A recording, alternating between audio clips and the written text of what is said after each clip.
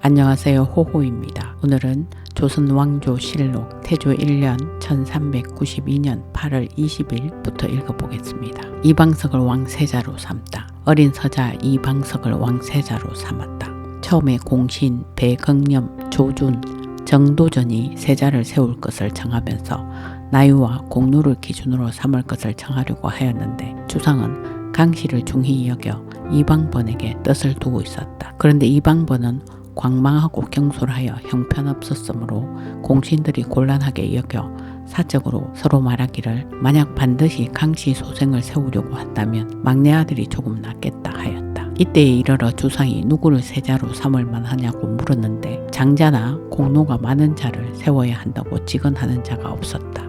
배경념이 아뢰기를 막내 아들이 좋겠습니다 하니 주상이 마침내 뜻을 세워 그를 세자로 세웠다. 개국 공신의 위차를 정하다. 개국 공신의 위차를 정하는 것에 대해 교서를 내렸는데 그 내용은 다음과 같다. 이전 고려 왕조 때에 공민왕이 아들이 없어 세상을 떠난 뒤에 요망한 중 신돈의 아들 우가 그 틈을 타고 왕위를 도둑질하였다.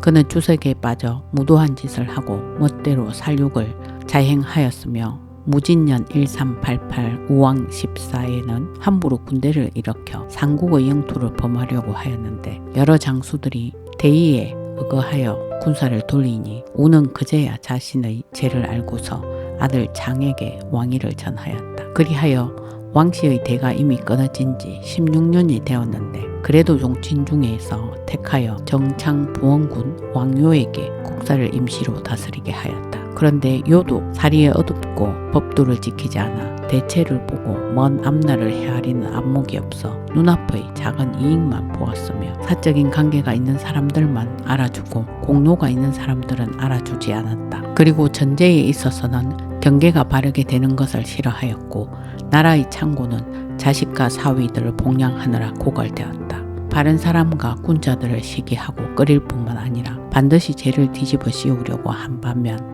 참수하고 아첨하는 자에 대해서는 친근하게 대할 뿐만 아니라 부당하게 임용하였다. 상벌을 기준 없이 적용해서 국법을 무너뜨렸고 썸썸이는 절제가 없어서 백성들의 재물을 손상시켰다. 오직 인척이나 아녀자, 환관들의 말만을 따르고 직언하는 선비들은 모두 내쫓았으니 백성들이 원망하고 귀신이 노여워하여 요사스러운 재앙이 자주 일어나고 화란의 기미가 끊임없이 발생하였다. 문하부 자시중 배경념, 문하부 우시중 조준, 문하시랑 찬성사, 김사형, 정도전, 흥안군 이재, 의안백 이화, 참찬 문하부사, 정희계, 이지란, 판충추 원사 남원, 지중추 원사 장사길, 첨서중추 원사 정총, 중추원 부사 조인호, 중추원 학사 남재, 예조전서 조박, 대장군 오몽을 정탁 등은 천명이 어디로 가고 인심이 누구를 향했는지를 알고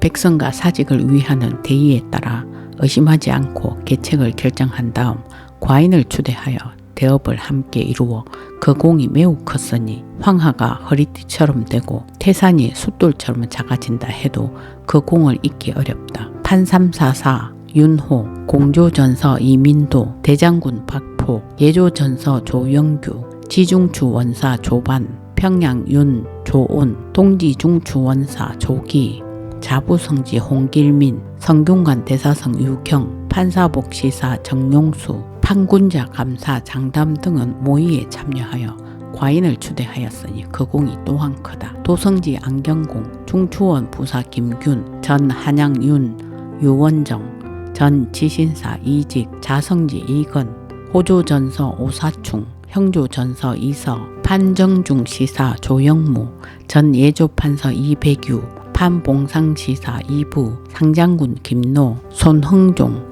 사헌부 중성 심효생, 전이감 감 고려, 교서감 감 장지화, 개성소윤 한부림 등은 고려 왕조의 정치가 문란할 때에 과인에게 뜻을 두고 오늘날까지 지주를 굳게 지키고 변치 않았으니 그 공이 칭찬할 만하다. 위에 말한 사람들에게는 차례대로 공신의 징호를 내리고 포상하는 언저는 담당 관사에서 거행하라. 중추원사 김인찬은 불행히 죽었지만 전에 배경념 등이 의심하지 않고 계책을 결정하여 과인을 추대할 때에 한마음으로 서로 도왔으니 그 공이 매우 크다. 아울러 배금령의 예에 따라 시행하라. 사헌부가 고려 종친 등의 노비 수를 제한하도록 청하다.